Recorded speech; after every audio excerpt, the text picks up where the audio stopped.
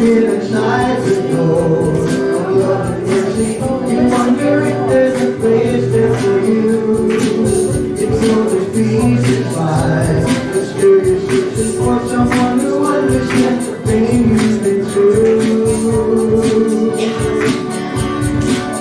Spirit waits with open arms, calling out your name. Come on in, welcome home. You are loved, you belong here now. No matter where you've been, come on in, come on in, come on in.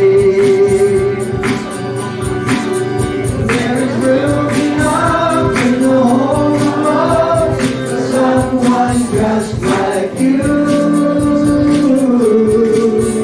Come on in, welcome home. You are loved, you belong here now. No matter where you've been, come on in, come on in, come on in. Come on in, welcome home. You are loved, you belong here now. No matter where you've been, come on in, come on in, come on in.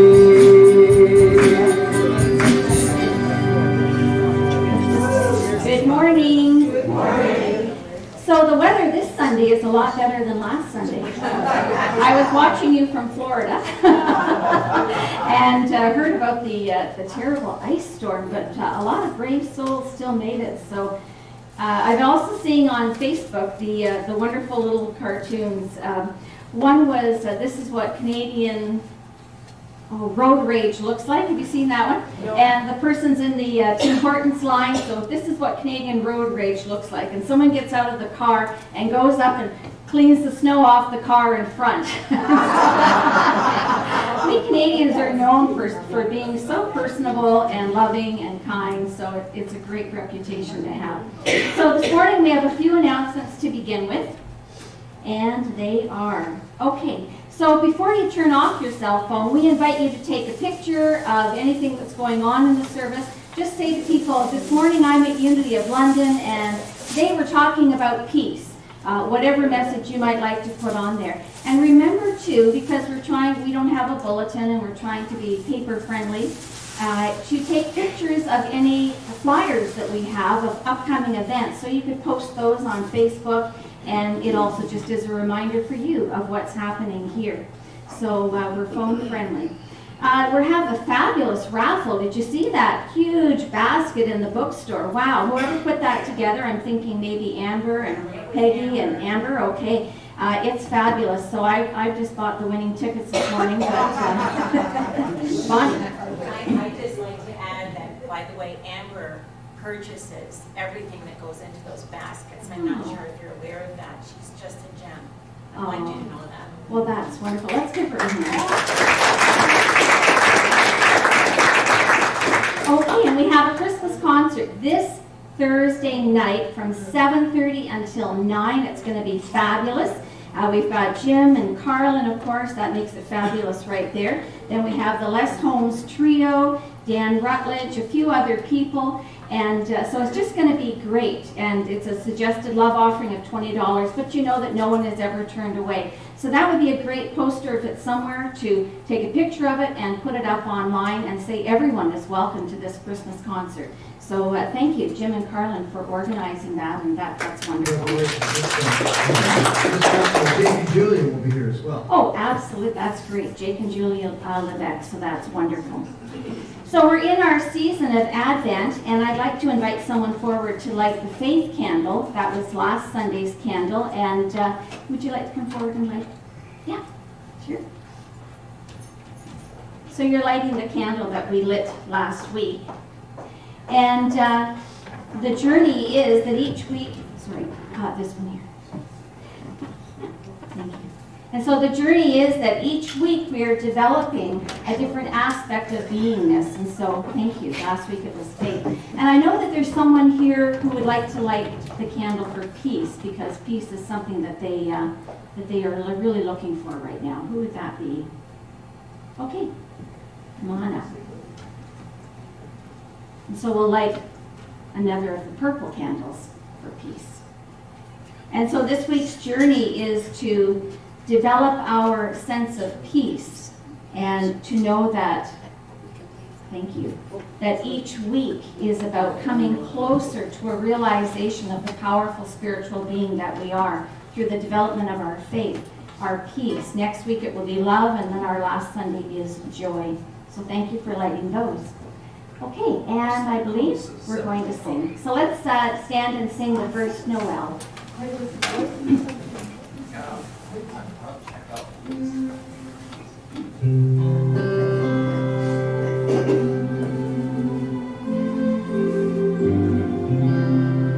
The first Noel, the angels did say, must be certain poor shepherds in fields as they lay, in fields where they lay keeping their sheep on a cold winter's night that was so deep.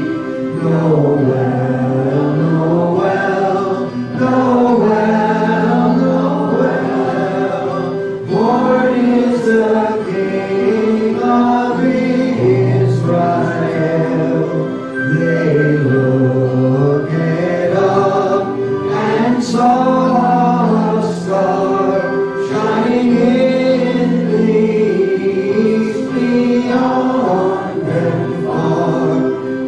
To the earth it gave great light, and so it continued both day and night.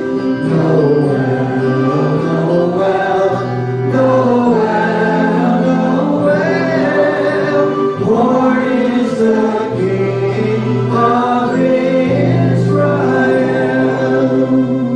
The star drew nigh to the northeast, o'er Bethlehem it took its rest, and there it did both pause and stay, right over the lakes where Jesus lay. Noel, Noel, Noel, Noel, born is the King of Israel.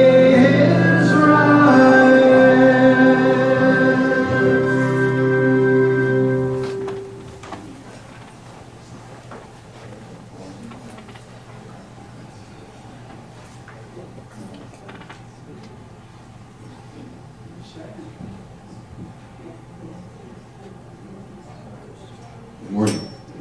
As you know, Unity's foundation is affirmative prayer. That means Unity defines prayer as the most highly accelerated mind action known. It's an affirmation of truth and a communion between you and all that is. Through prayer, the mind is renewed and circumstances transformed. If you wish prayer for someone else or for yourself, you're invited to use our prayer box, just up here in the front. Put a first name only on a piece of paper, place in the box. No need to explain the situation, as Divine Mind is all-knowing. It'll be prayed over here at Unity by our prayer angels for 30 days and then sent on to Silent Unity for additional prayer. Remember, 24 hours a day you can call 1-800-NOW-PRAY to reach Silent Unity, where people have been praying with and for people for over 130 years. If you wish private one-on-one prayer or the sharing of healing energy, our prayer chaplain will be available at the back of the sanctuary following the service. Just take a seat in the chair in front of them. Today's prayer chaplain is Sylvia. Please come forward, lead us in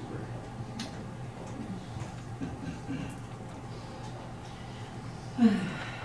I invite you to close your eyes if you're comfortable and drop your awareness into your heart space, knowing that the life force of spirit flows through and with each and every one of us, joining us as one. And in our prayer today, we'd like to hold all spiritual gatherings, and especially the unities, and in particular Unity of Montreal and our own Unity of London. For the Unity movement has a great purpose. We wish to see healing throughout the entire world, and together, knowing we are one, we are seeing that we make a difference. We also hold in prayer George's granddaughter, Carissa, our very own Lois, for in particular healing, and anyone else that needs to be reminded that the healing life force is flowing through each and every one of us at every given moment. We need only to allow that healing to take place.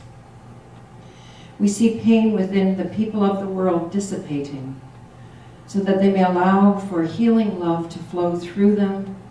And then also during this time and this month of, for some, much pain, we see that pain changing to the joy of life,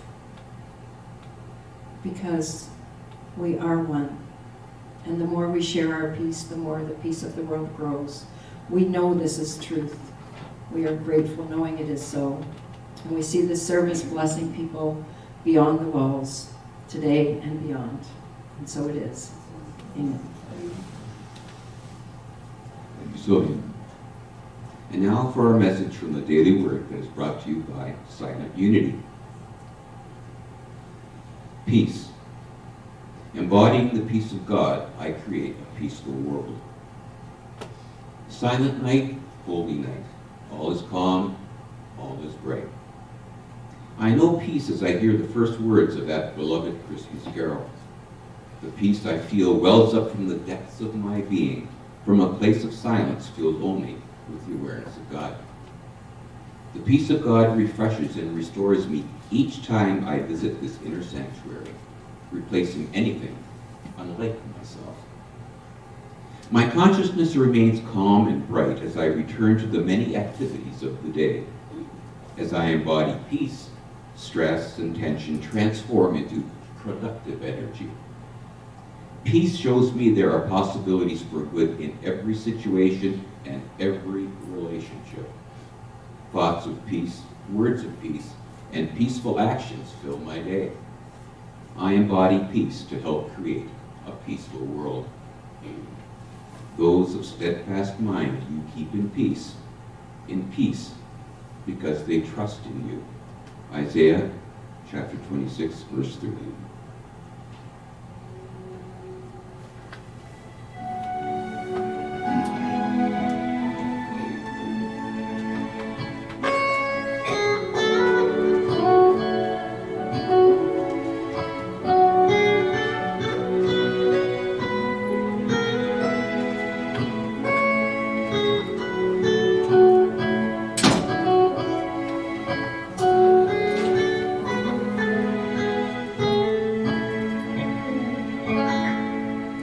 It came upon the midnight clear, that glorious song of old, from angels bending near to touch their harps of gold. Peace on the earth, goodwill to all, from heaven's all gracious King.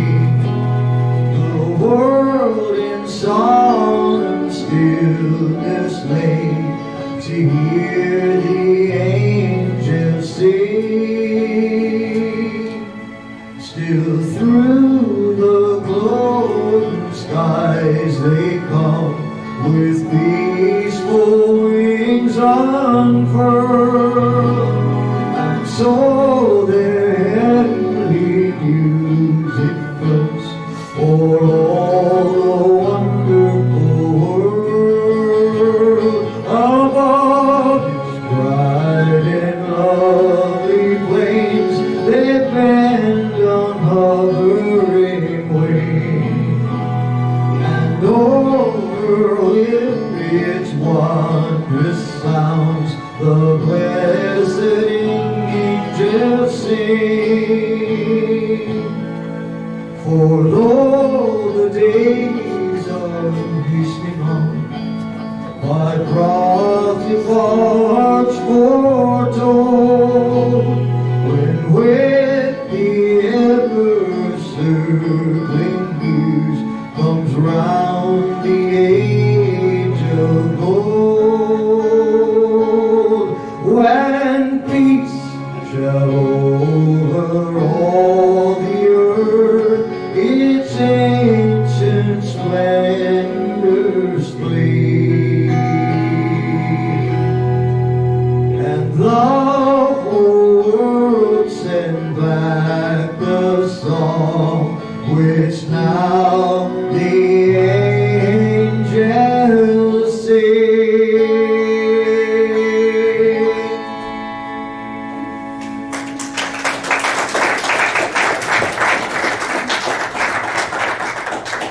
Thank you so much.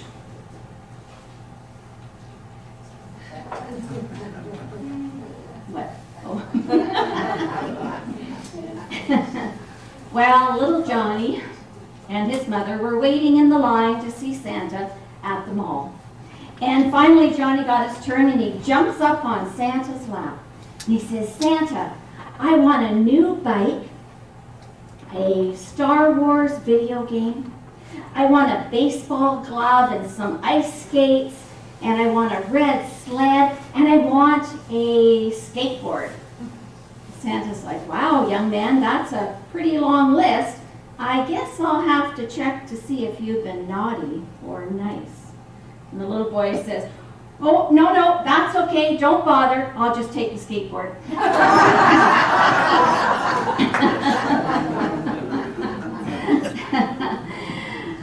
So little Johnny wasn't, he went from being kind of peaceful and happy and excited to being a little bit anxious. So today is the second Sunday of Advent and our focus is on peace. Could you use more peace in your life? More peace in your thoughts? Worry less? Think less about the worst thing that can possibly happen? Parents really know that one. Maybe have more peace in your relationships, more peace with your body. Well, if you take a message away with you today, I hope that it is that getting to peace demands more light. You know, Christmas is the season of light, and we see lights everywhere. People have their houses lit up, we've got lights here, and of course we have our Advent wreath. And each week that we light another candle offers more illumination of light in the room. And it's symbolic of the illumination of the Christ Spirit within us. And as it becomes brighter and brighter, then as we move around throughout our day, we can see more and more light in our personal circumstances. We can see more God, more divine mind, more peace wherever we are looking. So Jesus is the Prince of Peace. And I wanted to share two stories with you around the nativity scene. And the first is from Matthew. And the second is from Luke. So Matthew chapter 2. After Jesus was born in Bethlehem in Judea during the time of King Herod, Magi from the east came to Jerusalem and asked, where is the one who has been born King of the Jews? We saw his star in the east and have come to worship him. When King Herod heard this, he was disturbed, and all Jerusalem with him. When he had called together all the people's chief priests and teachers of the law, he asked them where the Christ was to be born. In Bethlehem, in Judea, they replied, for this is what the prophet has written. But you, Bethlehem, in the land of Judah, are by no means least among the rulers of Judah. For out of you will come a ruler who will be the shepherd of my people, Israel. Then Herod called the Magi secretly and found out from them the exact time the star had appeared. He sent them to Bethlehem and said, go and make a careful search for the child. As soon as you find him, report to me, so that I too may go and worship him. After they had heard the king, they went on their way, and the star they had seen in the east went ahead of them until it stopped over the place where the child was. When they saw the star, they were overjoyed. And then from Luke chapter 2. And there were shepherds living out in the fields nearby, keeping watch over their flocks at night. An angel of the Lord appeared to them, and the glory of the Lord shone around them, and they were terrified. But the angel said to them, "Do not be afraid. I bring you good news of great joy that will be for all the people. Today in the town of David, a Savior has been born to you. He is Christ the Lord. This will be a sign to you. You will find a baby wrapped in cloths and lying in a manger." Well, what we hear in both of those stories is the story of a light leading the Magi and the shepherds to the baby infant. And Christmas isn't so much about celebrating the birth of Jesus 2,000 years ago, as it is about each year our celebrating that it's another year we've completed our spiritual journey of searching and finding, hopefully, our Christ self. And Jesus represents the Christ, the highest part of us, the highest spiritual development within us. And so our light guides us as well inward to this Christ self. And just like the Magi were overjoyed when they saw the star, we too have that experience of being overjoyed when we have those aha moments. When you're in meditation and you just feel so at one. Can you relate? You just feel so at one with that energy of God. And so we become overjoyed with that. Our light leads us to that. Getting to peace demands more light.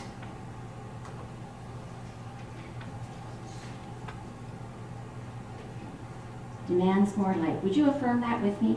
Getting to peace demands more light. So, there are times in the day, you might agree with me, where you might get a little upset about something or frustrated or angry when you take someone's actions or words personally. Anyone do that? Not just me? Okay.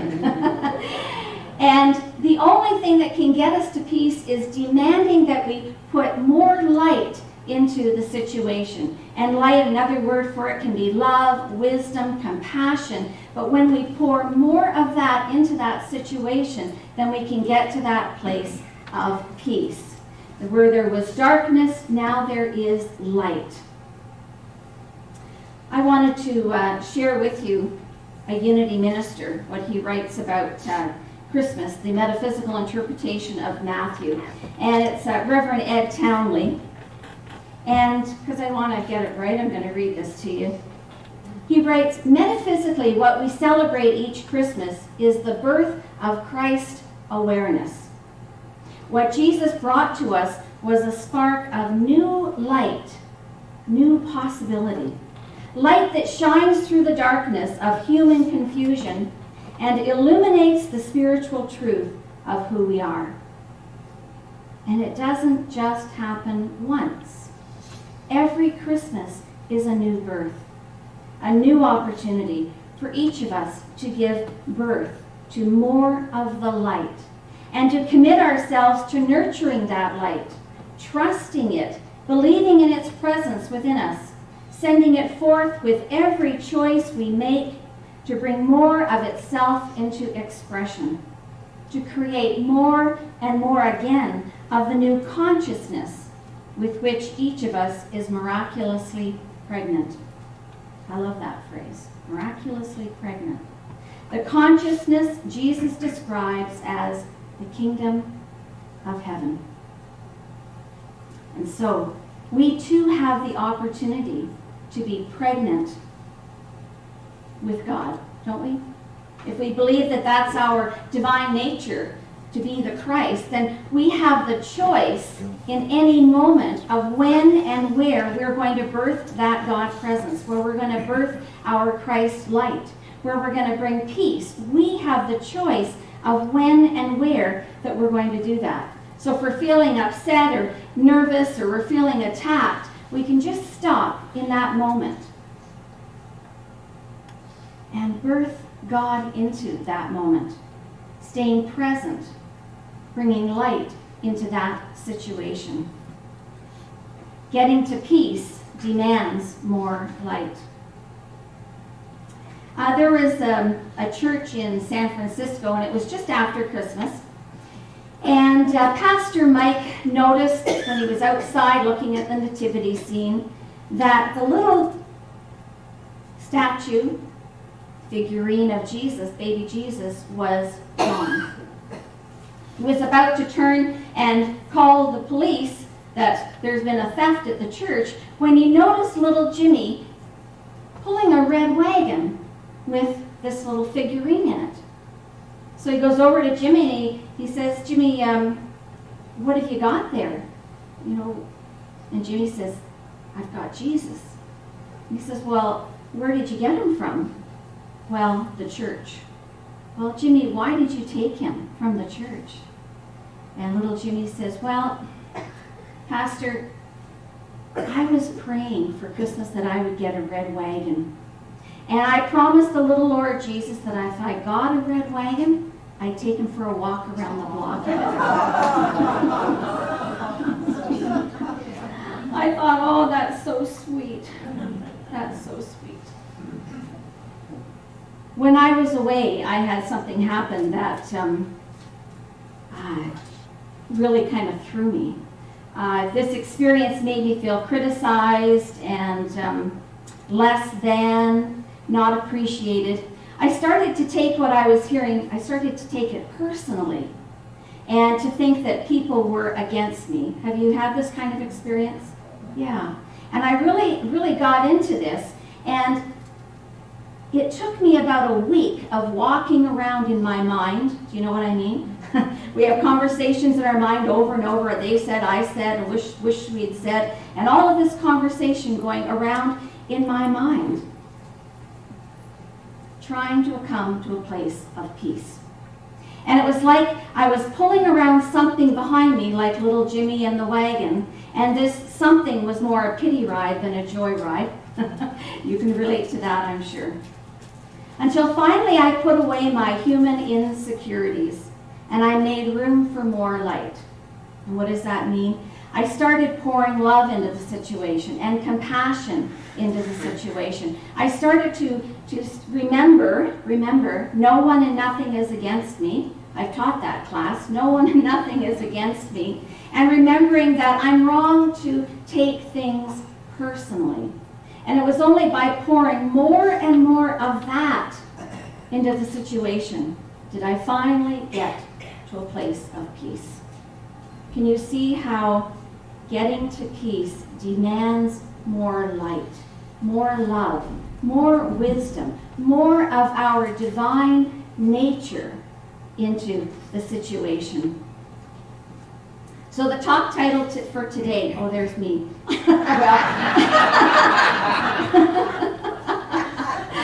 So the talk title for today, and you might be wondering where, because you haven't heard it yet, is Be a Good Monk, a Non-Anxious Presence. So to be a non-anxious presence means to let things kind of flow around you and over you without being thrown over by them. Be a non-anxious presence. I love that phrase, and I love the experience of it, but it's not always so easy to get there. So I wanted to share a story with you, and it's from a cute little book called Be the Miracle. And so I'll just share it with you. The best writing mentor I ever had once studied to be a monk, and his name was Bill O'Connor. And he didn't last long in the monastery, but he carried the experience with him into life. We worked together as reporters at the Beacon Journal in Akron, Ohio. Whenever I got upset over small things or matters of great consequence, which really were small things in the end, he would just softly say, "Be a good monk."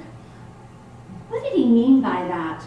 Did being a good monk mean vowing a life of poverty, chastity, celibacy? Not to Bill. When I was scared about an upcoming deadline or dreaded some future event, Bill urged me to stay put in the present. When I was looking forward to an upcoming event and distracted by the future, Bill encouraged me to stay put in the present. Don't miss out on all the days between now and that hoped for or dreaded event, he told me. I can really relate to that. Can you? Yeah. Happiness isn't found seeking geographical cures for whatever ails you. The monks honored a vow of stability. They stayed in the monastery even when they felt restless and irritable. The monks had a holy routine, a skeleton on which to rap each day. They filled the sacred spaces with prayer, whether they were washing dishes, baking bread, or chanting psalms. Saint Benedict introduced the idea of making a commitment to remain in one community to keep the monks from wandering off in search of the perfect place to serve God, as if such a place existed. I wonder if we can make the same commitment. That when we get angry, frustrated, whatever the emotion that we're feeling other than love, whatever that is, if we could make a commitment to not get into that fight or flight syndrome. You know what I mean? Some people choose one or the other. They either fight or they run from whatever is happening. So if we could get away from that and instead started looking for the light right in the middle of our pain, right there in the middle of our pain. What if we began looking for the Christ within us? What could we birth into that frustration, that anger, that feeling of not enoughness? What could we birth into that? And I think what it would be peace. Because we stopped, we stayed present, and we demanded that the light show up. Where is it? Outside of the Abbey of Gethsemane in Kentucky, where Trappist monk Thomas Morton lived, two simple words are engraved in stone over the metal gates. And the words are, God alone. And it said that they both greet and haunt us. God alone. We could say light alone. That's all there is. Emmett Fox wrote in a book, he said a 5-page booklet for unity. He said really he just needs the first page, because he said the answer to every problem is God. God alone. God alone. Light alone. If we could just stop whatever is going on for us and in the darkness bring our light. Getting to peace demands more light. So Jesus taught in one of his lessons that the wide gate is the easy way, the narrow gate is more challenging. Yeah, the wide gate where we can just walk through stuff easily, no problem. But the narrow gate, where we have to maybe adjust who we are being in a situation, where we maybe have to adjust how we're thinking about things, bring in our ego and just be Christ-like. The narrow gate, the narrow gate. And I love Robert Frost's quote, 2 roads diverged in a wood, and I took the road less traveled, and that made all the difference. So that's what I want you to take away today, that it's not easy to live the spiritual life, to be these truth students, especially unity truth students, because we demand responsibility, that we know that what's showing up is for us, not against us, and that getting to peace demands light. It demands that we bring our light, our love, our wisdom into the situation, the relationship, whatever is going on. It's not easy, and not a lot of people choose that road or that gate. They choose the easy way, but we know better, don't we? We know better that there are riches and rewards and peace if we choose the road less traveled, the narrow gate, the way to realizing our Christ self right here. right now. So let's take this into meditation. Surely the presence of love is in this place. I can feel its mighty power and its grace. I can hear the brush of angels' wings sing glory on each face. Surely the presence of love is in this place. Surely the presence of love is in this place. I can feel its mighty power and its grace. I can hear the brush of angels' wings see glory on each face.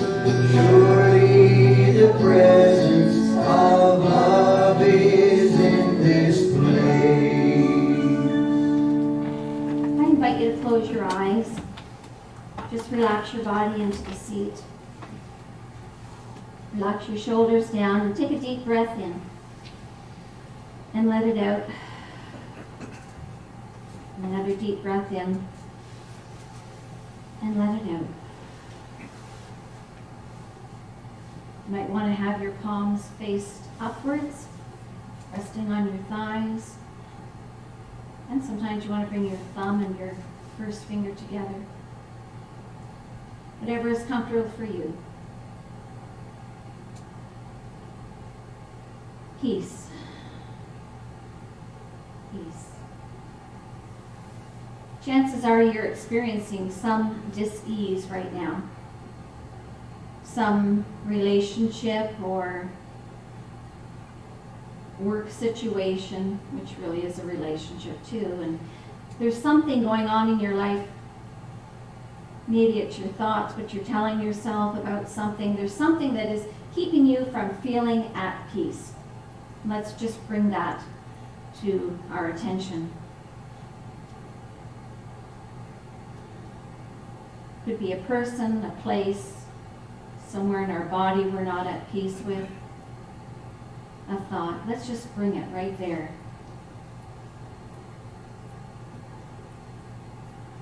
And like the slide of the Robert Frost quote in the forest, let's put it right in front of the trees, this situation or person. And let's recognize that we always have a part to play in something that's showing up for us. And we want to mine the situation for the gold that's in it, for the growth,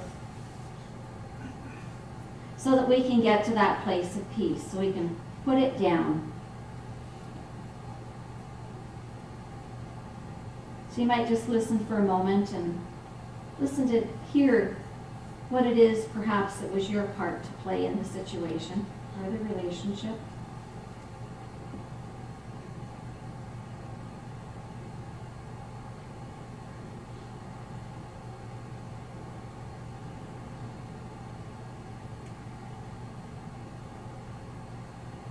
And you might not like what you hear, but it's for you, for your learning.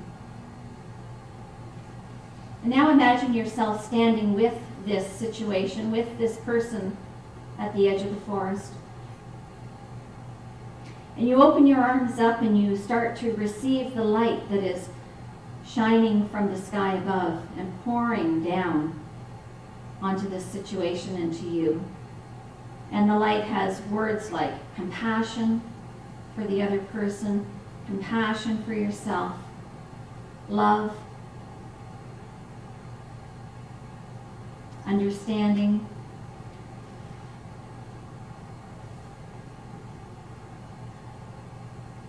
and let the light absorb the situation and let yourself take that light in until you feel more at ease with whatever it is that's going on. Until you can see that nothing and no one is against you. You don't need to take it personally. That what others say and do is about them. It's only about you if you believe it. We just let the situation be totally encompassed in light. It's almost as if the light is now dissolving whatever is there. And it almost looks like a bit of a fog. And you step out of that fog. And now you're just watching it turn from fog to clear, a clear space, light. And what was is no longer. Instead, there's just peace. Peace in your heart, peace in the situation, peace with the other person. We absolutely have the ability to bring peace to wherever we are by demanding more light, more love, more understanding, more wisdom from our higher self, by allowing there to be space for it to pour into whatever is going on for us. And so just sit for the next few moments and feel the peace and how beautiful peace feels when we just let go.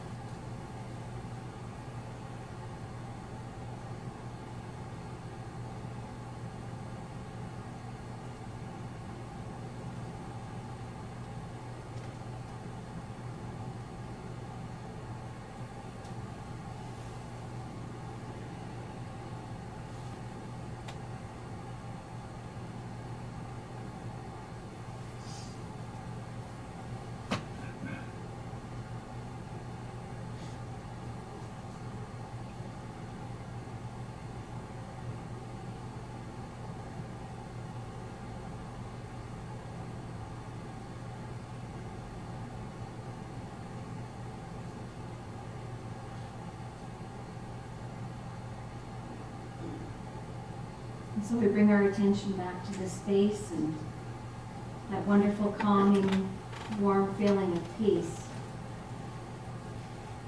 And we know that we can feel this anytime we choose. So take a deep breath in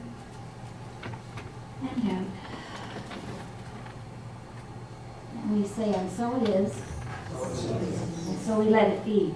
Amen.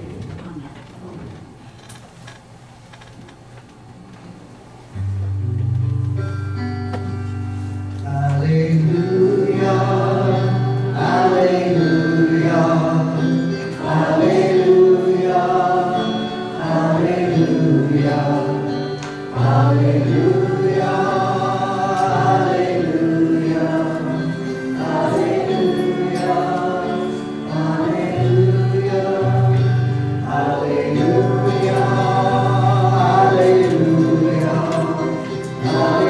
hallelujah, hallelujah,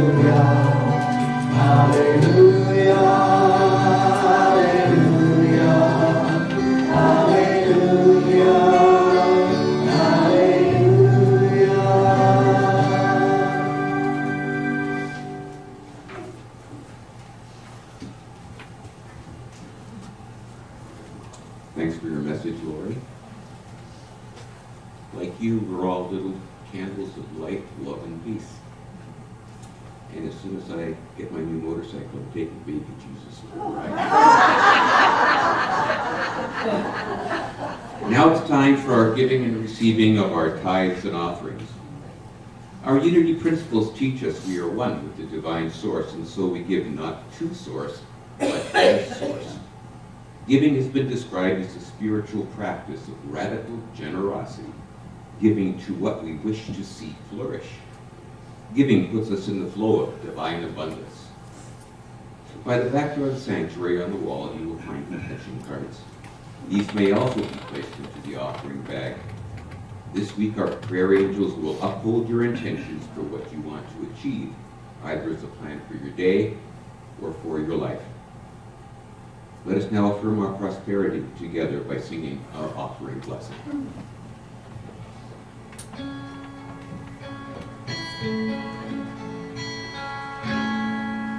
Divine love through me blesses and multiplies all that I am, all that I have, all that I give, and all that I receive. And so it is.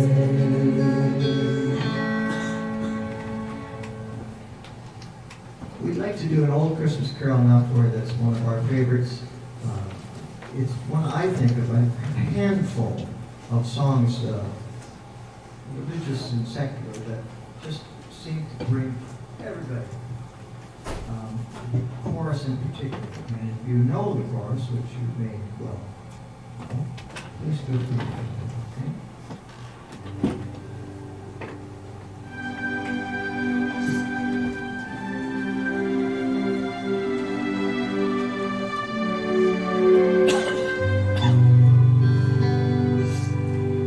Angels we have heard on high, sweetly singing o'er the plains, and the mountains in reply, echoing their joyous strains.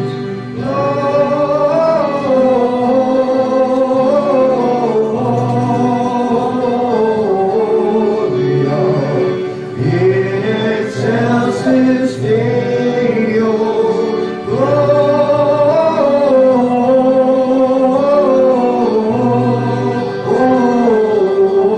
Gloria, in excelsis Deo. Shepherds, why this jubilee? Why your joyous strains prolong? Let the gladsome tidings be, which inspires your heavenly song. Gloria,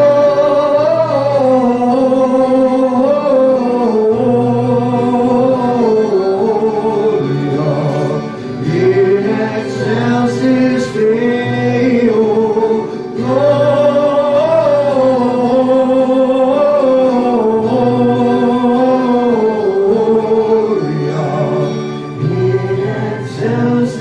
stay home.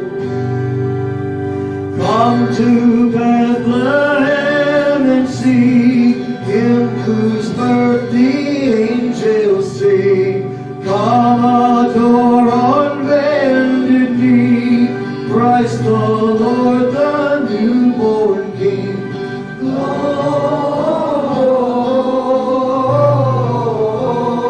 Gloria in excelsis Deo. Gloria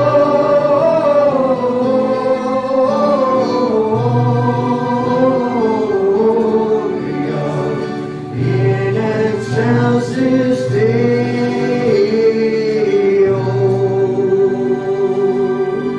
See him in a manger laid, the doors of angels praise. Mary, Joseph, lend your aid, while our hearts in love we raise. Here we go.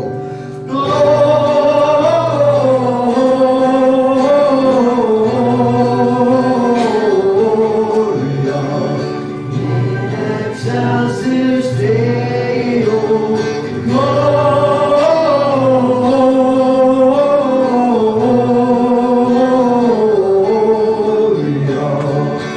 in excelsis Deo.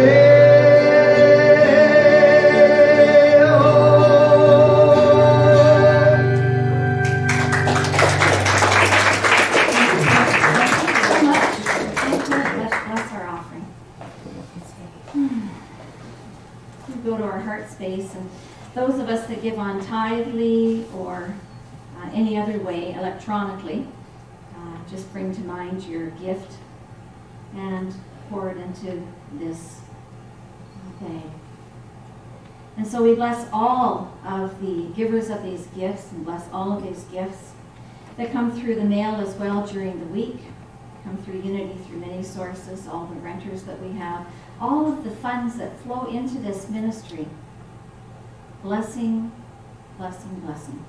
What we have here, and knowing that each person that is growing on their spiritual journey, becoming more kind, more loving, more generous, that we go out in the world and we practice that in the world, and that affects others. We have a ripple effect. Unity is important. And so it is. Amen.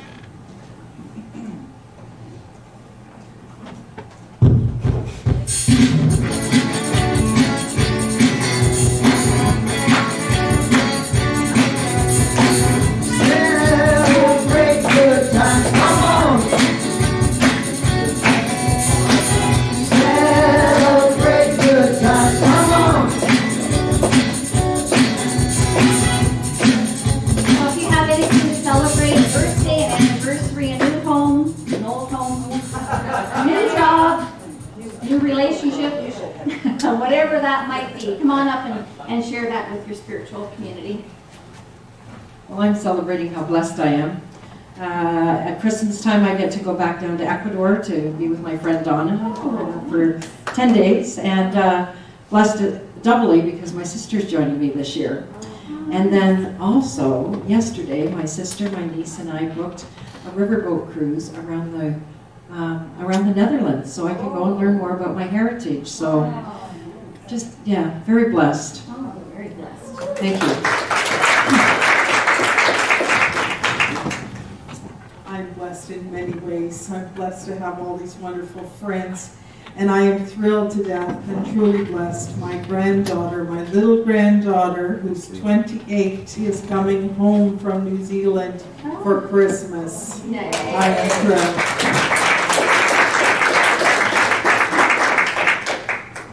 Chris, my son Devin, and I are traveling to Australia, Perth, Australia, for Christmas. So over 3 weeks to spend it with my daughter and 2 grandchildren, Hunter, who's 7, and Holly, who's 5.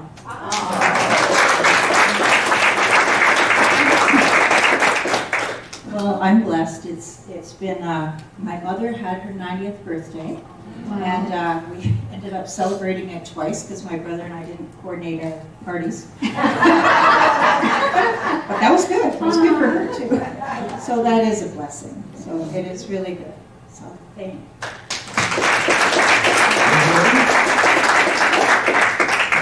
I'm very grateful today for all the people who have volunteered for our Christmas concert, all the people here at Unity, and all of the musicians who are appearing have donated their time just to say thank you for all the wonderful things that Unity is doing in the community, and because I twisted their arms. I'm very grateful that they all stepped up. Everyone I asked that have said yes, they'd be happy to come. Thank you. And I just had, so while I was away, Bob and I celebrated our 46th wedding anniversary. And our daughter, who was visiting us in Florida at the time, celebrated her 39th birthday. How can that be? I can't have a 39-year-old daughter. That just sounds so old. And 2 weeks from today will be December 22nd, and we're going to have our candle lighting service. On the back table, you'll find a sign-up sheet. I'm looking for 12 volunteers to light candles, and I'm looking for 4 readers to read the Christmas story. So if you would sign up for those, that would be great. I'll email you the reading, and I'd appreciate as many volunteers as we need. That would be wonderful. Okay, so let's stand and sing.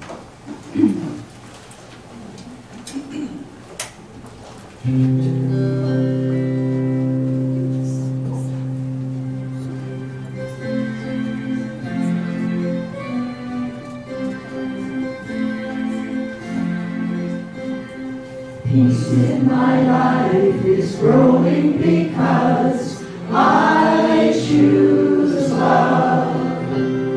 Love's always present, it's what I'm made of. I choose love. We are a part of each other. We are one tie that binds us that can't be undone. I choose love.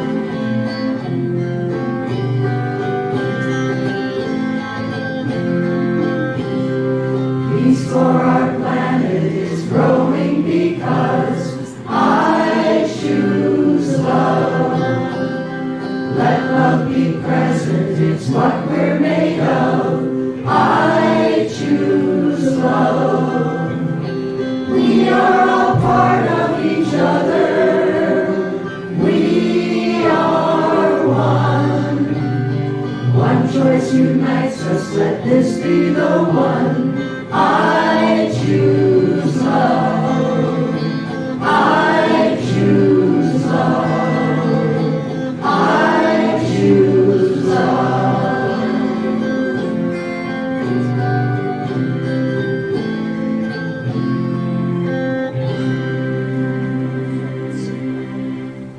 So this week, what's the message you're going to remember?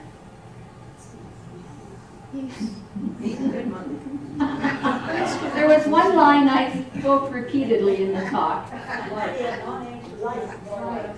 More light. Getting to peace demands more light. Let's say that together. Getting to peace demands more light. I trust you'll remember that this week, that whatever situation you're in, it just requires more light, more love, more of God, more of you in order to get to a place of peace. And so I pray our prayer for protection. The light of God surrounds me. I am light. The love of God enfolds me. I am love. The power of God protects me. I am power. The presence of God watches over me. I am presence. Wherever I am, God is. I am divine.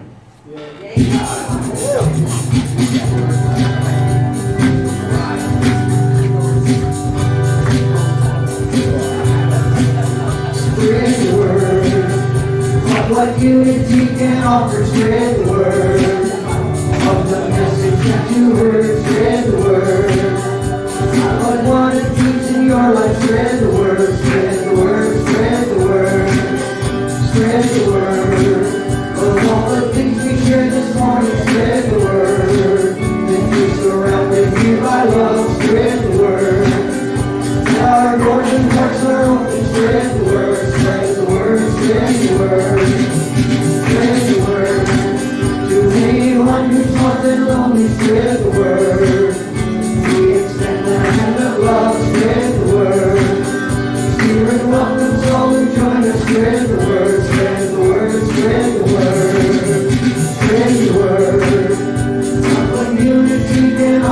spread the word.